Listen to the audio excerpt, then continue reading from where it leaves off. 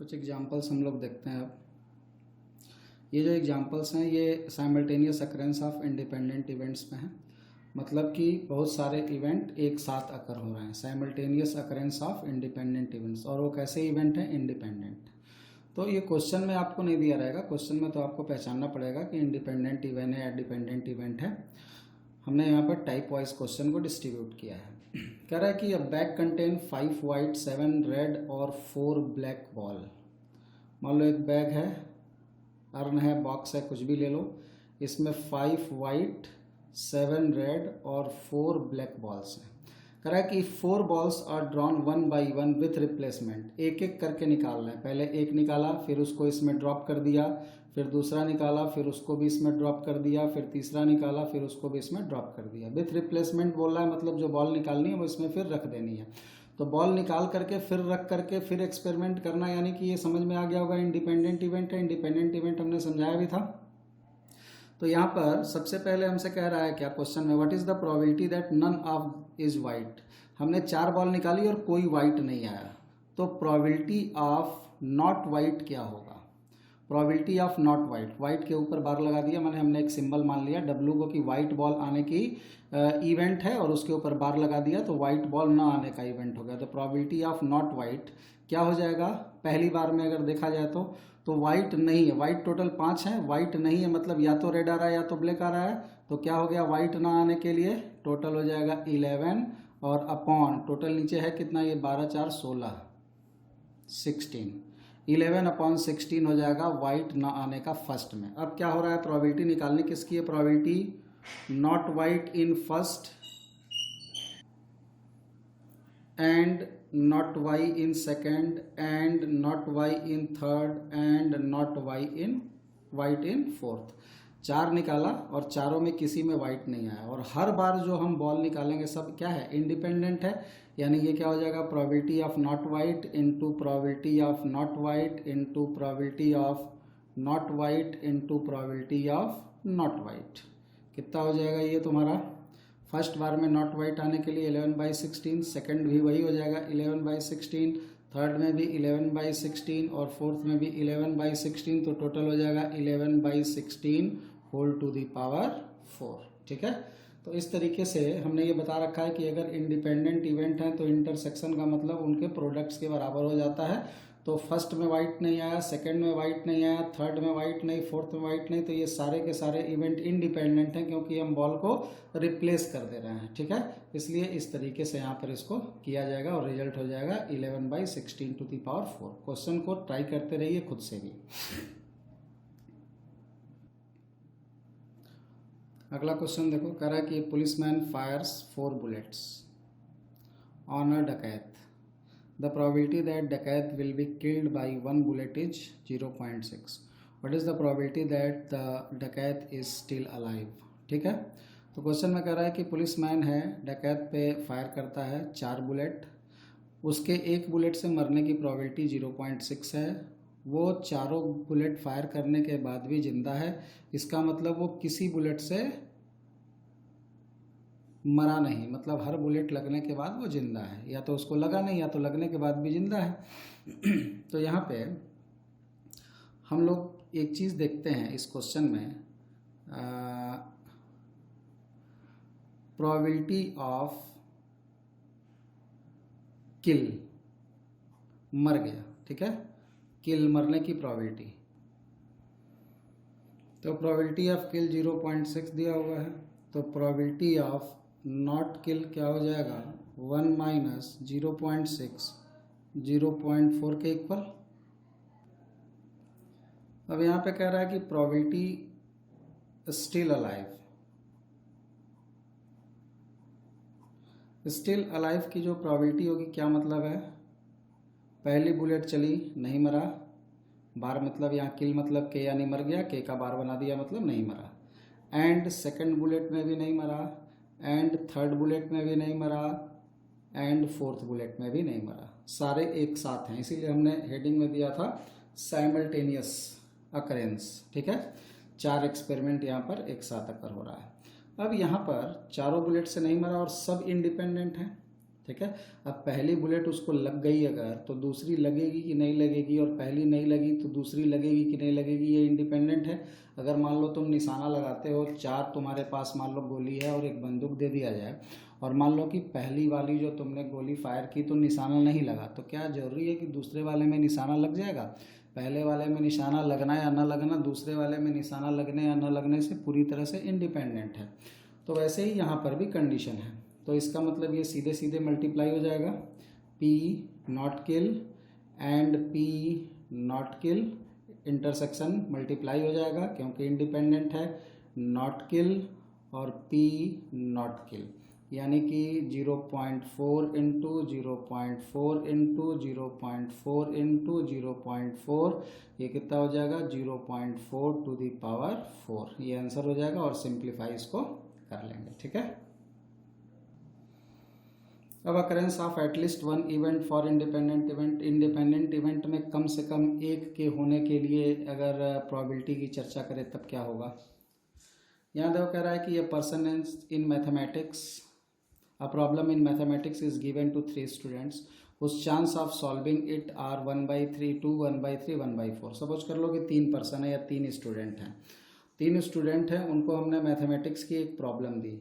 उसमें मान लो स्टूडेंट का नाम ए है, पहले स्टूडेंट का, उसके सॉल्व करने की प्रोबेबिलिटी 1/2 है। सेकंड स्टूडेंट के प्रॉब्लम सॉल्व करने की प्रोबेबिलिटी मान लो सेकंड स्टूडेंट बी है 1/3 है। थर्ड स्टूडेंट मान लो सी है, उसके प्रॉब्लम सॉल्व करने की प्रोबेबिलिटी 1/4 है, ठीक। कह रहा है कि प्रॉब्लम सॉल्व हो गया, इसकी क्या प्रोबेबिलिटी होगी। तो प्रॉब्लम सॉल्व हो गया, इसकी क्या प्रोबेबिलिटी हो सकती है, जरा सोचो। इसकी प्रोबेबिलिटी हो सकती है प्रॉब्लम सॉल्व्ड बाय ए, ठीक है, solved by B, solved by C. जैसे यहाँ देखो क्वेश्चन बिल्कुल आसान है, छोटे में हम कर देंगे, लेकिन एक्चुअल में है क्या वो हम बता रहे हैं।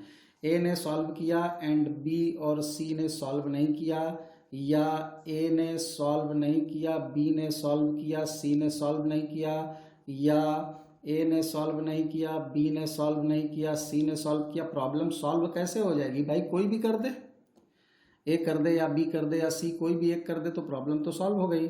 या दो कर सकते हैं, प्रोबेबिलिटी ऑफ ए ने किया एंड बी ने किया, सी से नहीं हुआ, प्रोबेबिलिटी ए ने किया, बी से नहीं हुआ, सी ने किया, प्रोबेबिलिटी ए से नहीं हुआ, बी से हो गया, सी से हो गया, या प्रोबेबिलिटी तीनों ने कर दिया, ठीक है।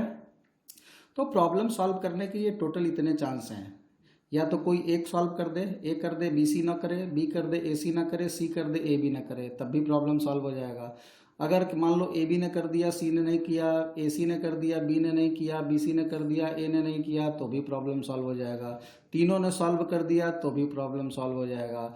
इतनी सारी चीज़ों को फाइंड करने से अच्छा है कि हम लोग ये मेथड ना यूज़ करके, इसीलिए हम यहाँ पे ये एटलिस्ट के क्वेश्चंस करा रहे हैं। एटलिस्ट के क्वेश्चंस में ये चीज़ ध्यान रखिएगा कि प्रॉब्लम सॉल्व को हम ऐसे कर सकते हैं, टोटल प्रोबेबिलिटी होती है 1, ठीक है, टोटल प्रोबेबिलिटी नहीं सॉरी, किसी भी चीज़ की जो प्रोबेबिलिटी होती है वो 1, ठीक है, मैक्सिमम श्योर शॉर्ट, और माइनस मतलब टोटल जोड़ देने पे तो 1 आ जाएगा, ठीक है।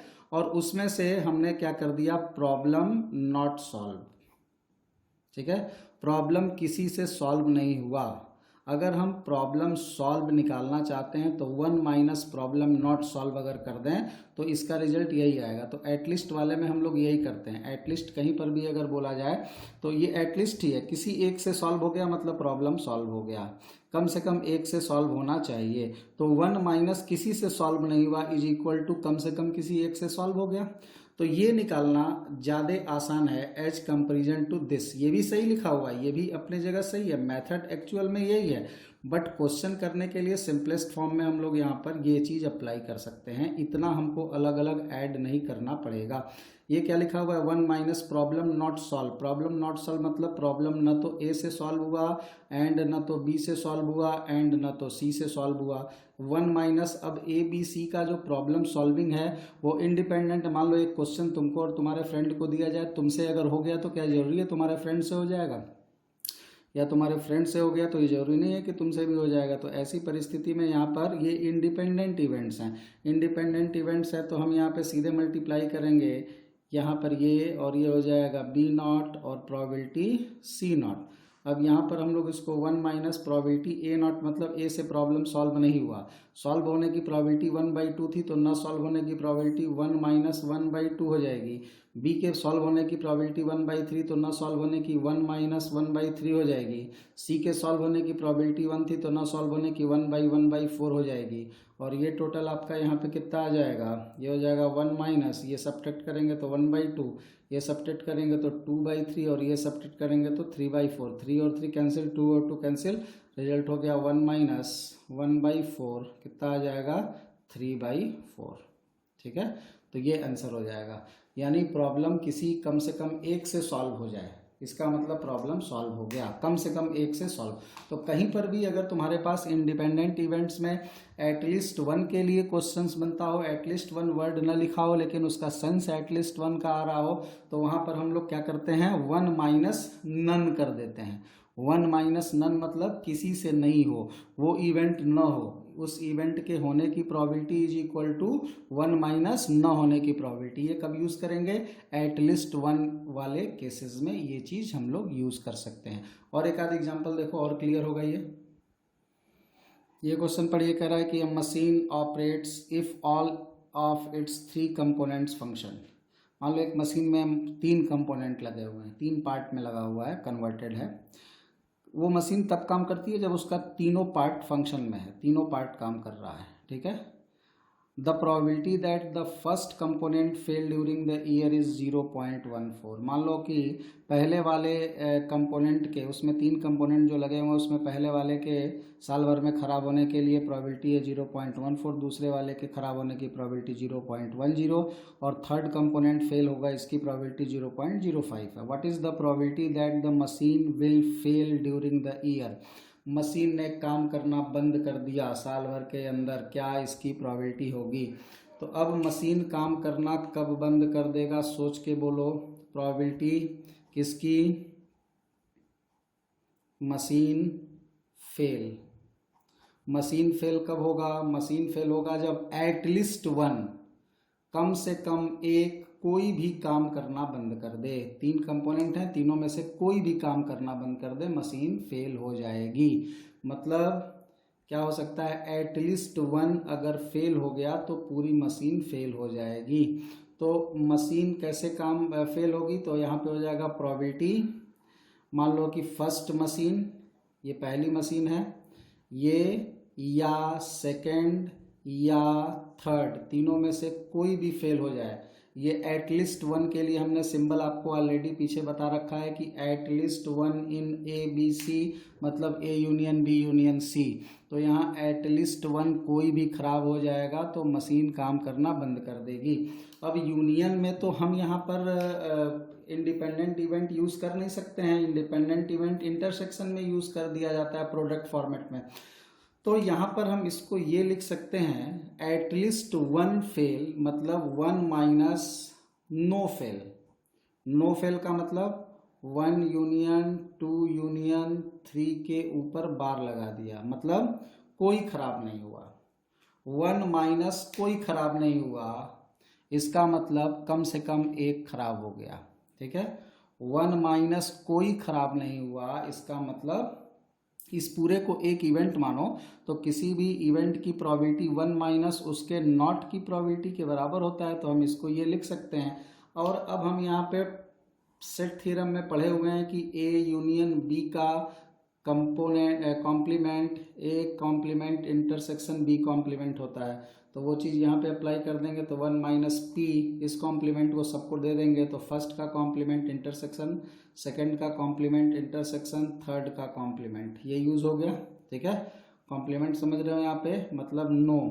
ठीक है, तो 1 माइनस पी। अब यहाँ पे तीनों इंडिपेंडेंट है, पहला कंपोनेंट खराब हो जाएगा तो दूसरा अच्छा रहेगा कि खराब रहेगा ये तो आप नहीं बता सकते, या सेकंड खराब हो जाएगा तो फर्स्ट अच्छा रहेगा कि खराब होगा। तो इंडिपेंडेंट है तो यहाँ मल्टीप्लाई हो जाएगा, not first not working into second not working into third not working, इन तीनों का वैल्यू निकाल लो। 1 माइनस फर्स्ट के वर्क, फर्स्ट के the probability that the first component fail during the year, fail हो जाए, काम न करे।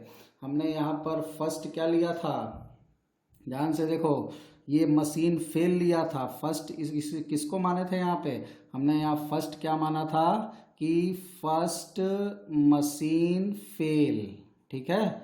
यहाँ पर हमने क्या लिया, आई फर्स्ट के ऊपर नॉट, मतलब नॉट फेल, नॉट फेल मतलब फेल का कंपोनेंट कॉम्प्लीमेंट, तो 1 माइनस 0.14 होगा, इनटू यहाँ पे 1 माइनस 0.10 होगा, यहाँ 1 माइनस 0.05 होगा, मतलब 1 माइनस, एक्चुअल में हम कर क्या रहे हैं, 1 माइनस फर्स्ट भी फेल नहीं हुआ एंड सेकंड भी फेल नहीं हुआ एंड थर्ड भी फेल नहीं हुआ, ठीक है। इसका मतलब क्या हुआ, कम से कम कोई एक फेल हो गया, 1 में से कोई फेल ना हुआ अगर घटा दिया जाए, इसका मतलब कम से कम एक फेल हो गया, और कम से कम एक फेल हो जाएगा तो मशीन काम करना बंद कर देगा। इसको हम क्वेश्चन को ऐसे भी कर सकते थे, फर्स्ट फेल सेकंड थर्ड काम कर रहा है, सेकंड फेल फर्स्ट थर्ड काम कर रहा है, थर्ड फेल फर्स्ट सेकंड काम कर रहा है, फर्स्ट सेकंड फेल थर्ड काम कर रहा है, फर्स्ट थर्ड फेल सेकंड काम कर रहा है, सेकंड थर्ड फेल फर्स्ट काम कर रहा है, तीनों फेल, मतलब वो मशीन पहला फेल हो जाए, कोई भी एक फेल हो जाए, ठीक है।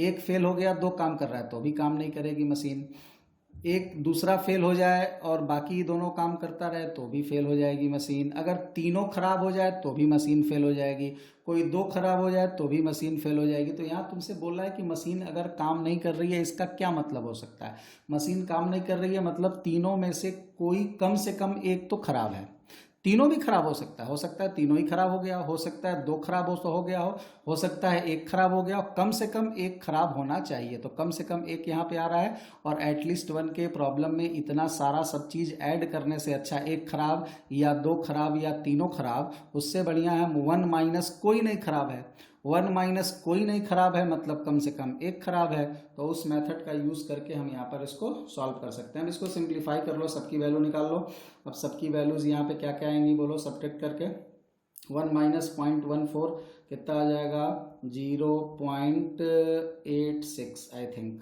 देख लेना एक बार, यहाँ पे कितना हो जाएगा 1 माइनस किया है ना 0.90, और ये कितना हो जाएगा 0.95। अब इन सबको मल्टीप्लाई कर लेना, 1 में से माइनस कर देना, जो आएगा वही तुम्हारा क्या हो जाएगा आंसर। कुछ कैलकुलेशन खुद से भी करिए।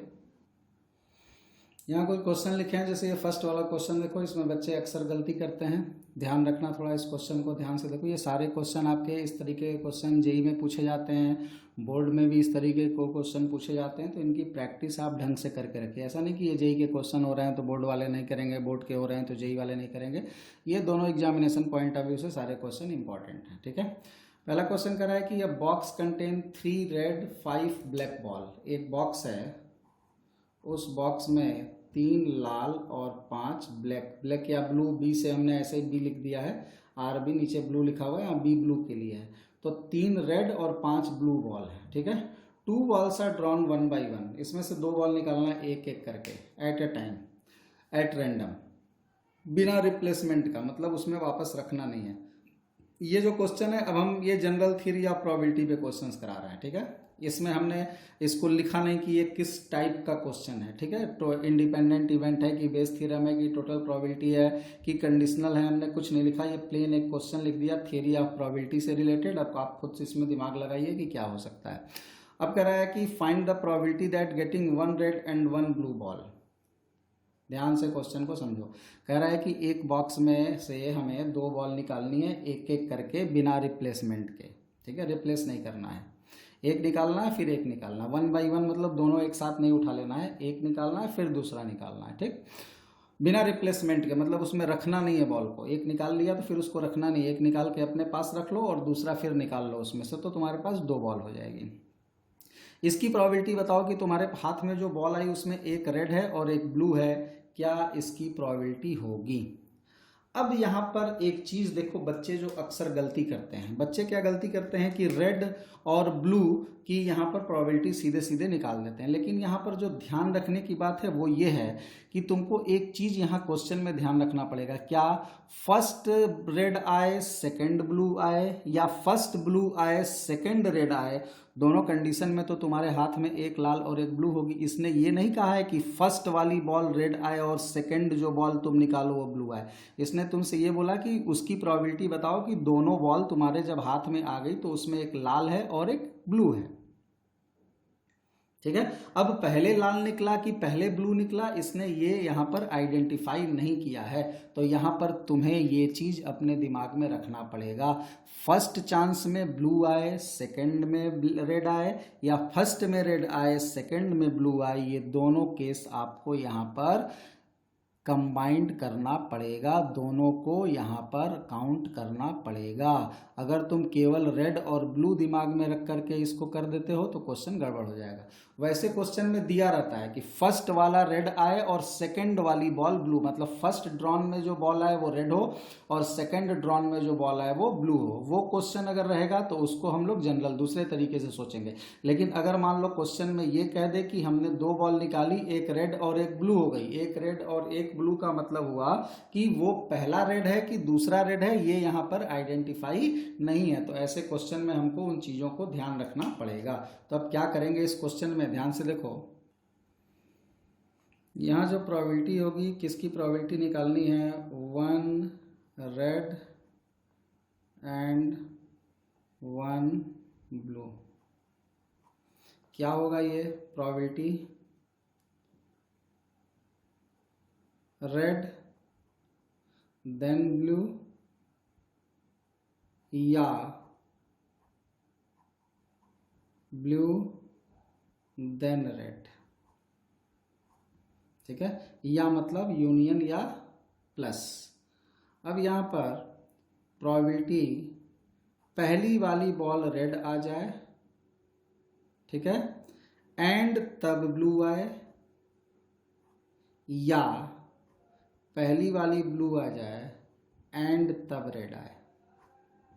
ठीक है, इस चीज को यहाँ पे ध्यान रखो,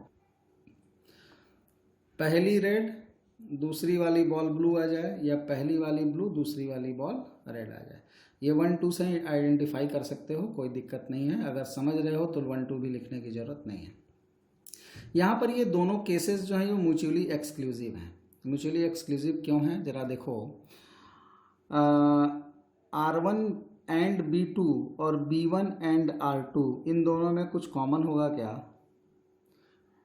पहले रेड आए फिर ब्लू आए, पहले ब्लू आए फिर रेड आए, ये केसेस क्या हो जाएंगे, म्यूचुअली एक्सक्लूसिव। डायरेक्ट हम यूनियन को प्लस लिख सकते हैं।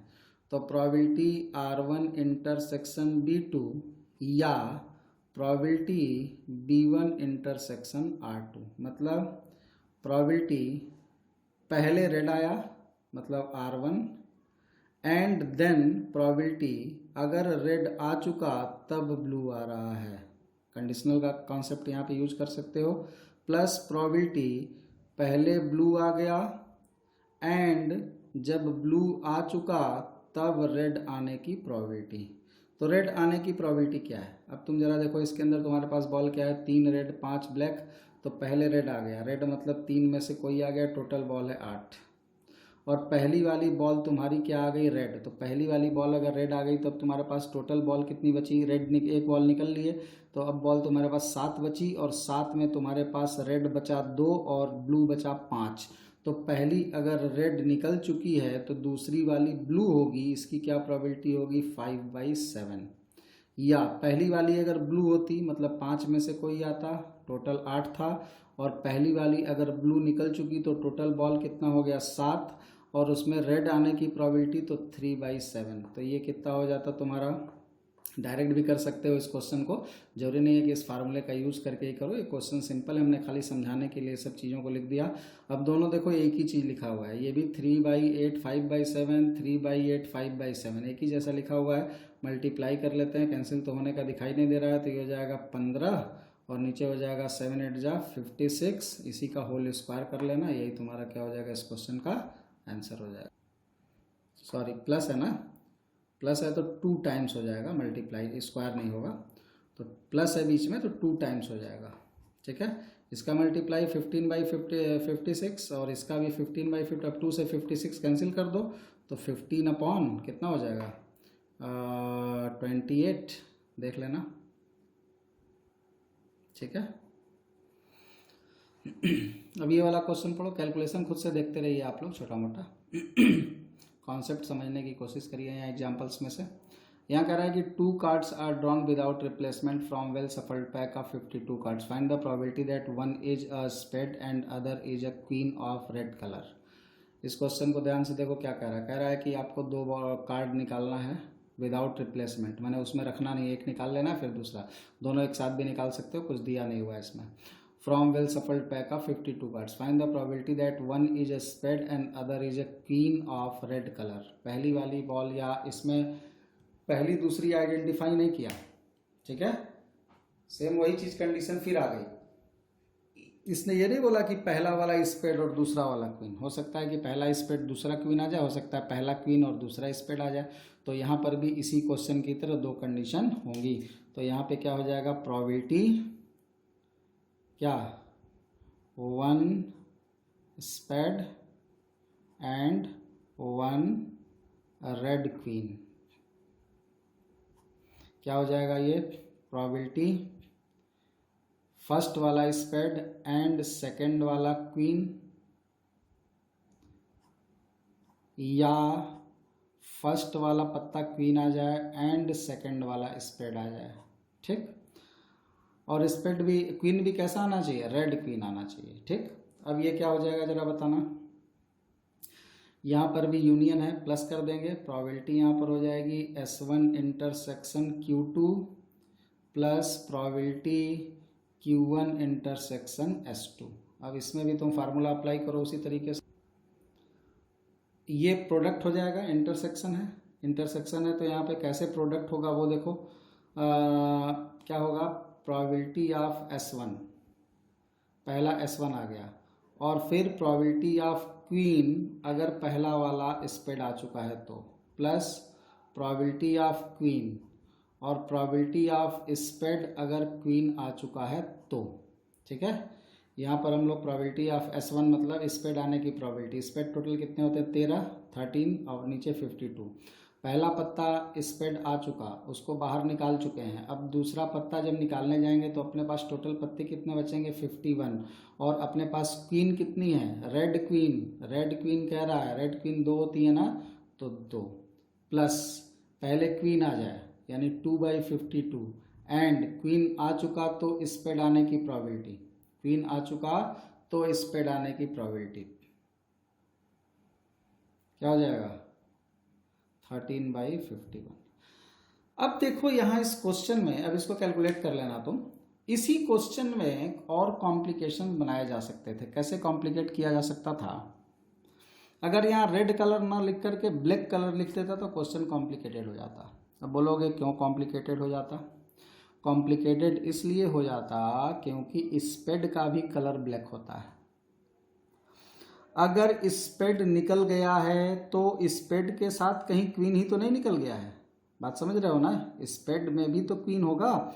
यहाँ पर चूंकि रेड एक अलग कलर है और तुम्हारा जो यहाँ पर स्पेड है वो अलग कलर है, स्पेड ब्लैक कलर का होता है और क्वीन तुमको रेड कलर का निकालना है, इसीलिए हमने यहाँ पर म्यूचुअली एक्सक्लूसिव वाली कंडीशन लगा करके दोनों यूनियन को डायरेक्टली ऐड कर दिया है। ठीक है, अगर क्वेश्चन में यहाँ ब्लैक कलर होता या कलर नहीं दिया होता यहाँ पर, तो अगर यहाँ कलर नहीं दिया होता केवल क्वीन की बात करता तो ये क्वेश्चन इस तरीके से डायरेक्ट नहीं निकल पाता, तब वहाँ पर हमको कॉमन का भी पार्ट मिलता, हम डायरेक्ट यहाँ पर म्यूचुअली एक्सक्लूसिव वाला फार्मूला अप्लाई नहीं कर पाते। ठीक है, आगे हम लोग ऐसे क्वेश्चंस को भी डिस्कस करेंगे, तो पहले सिंपली ऐसे क्वेश्चंस को देखना शुरू करो।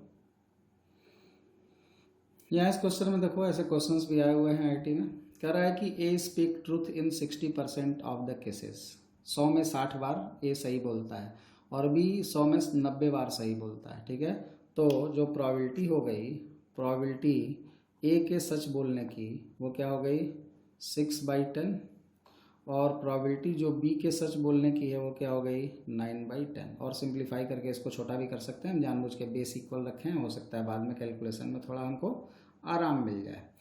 कह रहा है कि in what percentage of the cases are they likely of contradict each other in stating the same fact. किसी एक बात को बोलने में दोनों कंट्राडिक्ट हो जाते हैं। दोनों कंट्राडिक्ट मतलब एक जो बोलता है वो दूसरा नहीं बोलता है, ठीक है। तो क्या मतलब है इसका मतलब तुमको निकालनी है प्रोबेबिलिटी ए सच बोल रहा है और बी झूठ बोल रहा है, या ए झूठ बोल रहा है एंड बी सच बोल रहा है। ये केस कंट्राडिक्ट का केस होगा। सोच के देखो, ए सच बोला बी झूठ बोल दिया, या ए झूठ बोला बी सच बोल दिया, तो यहाँ पर क्या हो जाएगा कंट्राडिक्ट। दोनों सच बोले तो कंट्राडिक्ट केस नहीं कहलाएगा, दोनों झूठ बोले तो कंट्राडिक्ट नहीं। कंट्राडिक्ट मतलब जो ए बोल रहा है वो बी नहीं बोल रहा है, मतलब ए सच बोल रहा है तो बी झूठ बोल रहा है, या ए झूठ बोल रहा है तो बी सच बोल रहा है, तो ये केस कंट्राडिक्ट हो गया। यहाँ पर भी ये केसेस और ये दोनों म्यूचुअली एक्सक्लूसिव हैं, आपस में जुड़ जाएंगे और आपस में ये इंडिपेंडेंट है। अब ए सच बोलेगा तो बी सच बोलेगा कि झूठ बोलेगा, ये कंडीशन पे डिपेंड नहीं करता, ये इंडिपेंडेंट कंडीशन है। तो यहाँ पर हो जाएगा क्या, सीधे सीधे पी ए इंटरसेक्शन वाले को P B not plus P A not into P B, intersection into हो जाएगा और यूनियन प्लस हो जाएगा। पी ए पता है हमने निकाला है 6/10 और पी बी नॉट कितना हो जाएगा 1/10 प्लस पी ए नॉट कितना हो जाएगा 4/10 और पी बी कितना हो जाएगा 9/10। हमने जानबूझकर यहाँ पे 10 रखा है बेस ताकि कैलकुलेशन में आराम रहे। ये कितना हो जाएगा 6/10 और ये 9 चौक 36 36/10, तो 6 और 36 मतलब 42/10, सॉरी 100 मल्टीप्लाई होगा ना, तो नीचे ये 100, ये 6/100 और ये 36/100, तो 42/100। अब सिंप्लीफाई कर लेंगे, यही हमारा क्या हो जाएगा आंसर हो जाएगा। यहाँ पे दूसरा वाले क्वेश्चन को थोड़ा पढ़ने की कोशिश करो, देखो क्या कह रहा है। कह रहा है कि 3 person ABC throw a die in succession till 1 get a 6 and win the game. Find the probability of B is a winner if A start the game. ऐसे क्वेश्चंस भी जेई में पूछे हुए हैं। ऐसे क्वेश्चन इनफाइनाइट तक जाते हैं, ध्यान रखना। ऐसे क्वेश्चंस जो होते हैं इनफाइनाइट तक जाते हैं और ऐसे क्वेश्चंस में जीपी क्रिएट होती है, ठीक है। यहाँ पर ये जो गेम खेल रहे हैं ये कब तक चलेगा, ये तब तक चलेगा जब तक 6 नहीं आ जाता। तो 6 कैसे आ सकता है, उसमें कह रहा है कि बी जीते। बी कब जीतेगा, ए अगर गेम स्टार्ट कर रहा हो तो प्रोबेबिलिटी बी विन क्या होगा, जरा बोलो। बी के जीतने की प्रोबेबिलिटी क्या हो सकती है, बी के जीतने की प्रोबेबिलिटी क्या हो सकती है, ए हार जाए तब बी का चांस आए और वो जीत जाए, या ए हार जाए बी हार जाए सी हार जाए फिर ए हार जाए फिर बी का चांस आए और वो जीत जाए, ठीक है, या ऐसे ही ये चलता रहे। ठीक, इस क्वेश्चंस को नेक्स्ट वीडियो में देखो, टाइम इसमें कंप्लीट हो गया है।